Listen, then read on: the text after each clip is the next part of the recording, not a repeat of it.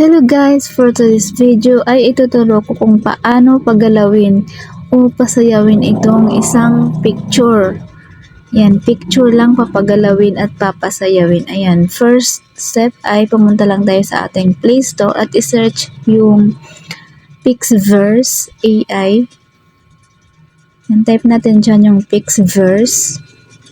Yan, click lang natin yan, tapos install natin.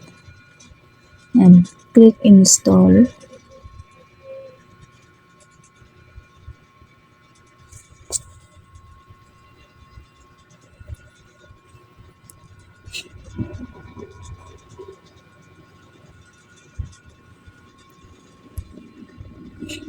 Ayan, pag na-install na ay click lang natin yung open. Yan, click open.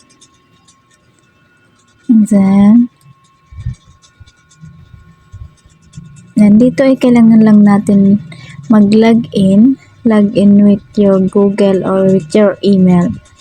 Yan. Tapos, para maka-receive tayo ng free credits kasi kailangan dito ng credits bago makagawa. Ayan, may free credits dyan. Ayan, login lang tayo sa ating Google or with your email.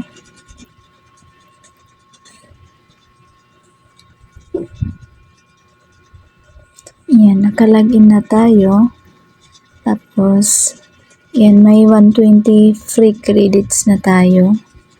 First, login natin. Yan. Pwede natin yan start na publish a video. Ayan, may free 10 credits. Or, click lang natin itong plus sign sa baba.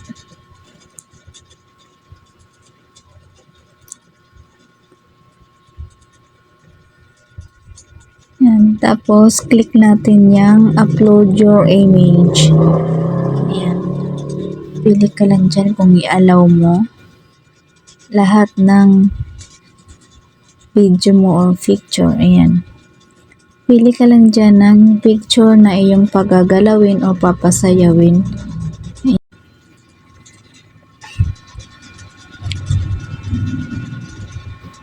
And click lang natin yung picture.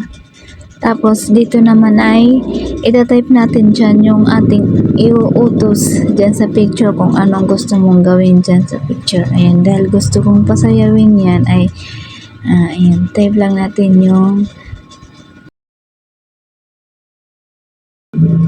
ayan, make the static picture dance. Ayan. Tapos, okay na yan. Tapos, click natin yung create yan. May 30 credits siya.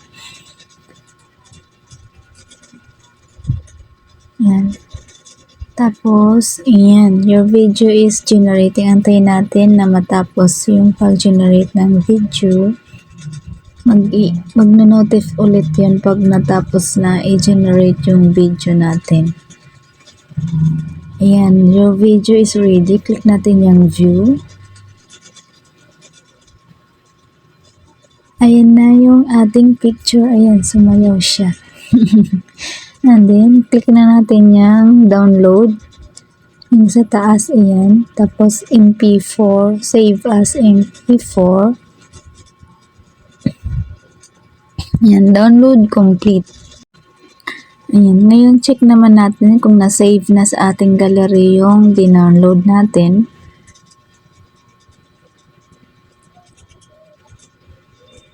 Ayan. Nandun na sa gallery natin yung video. Ayan.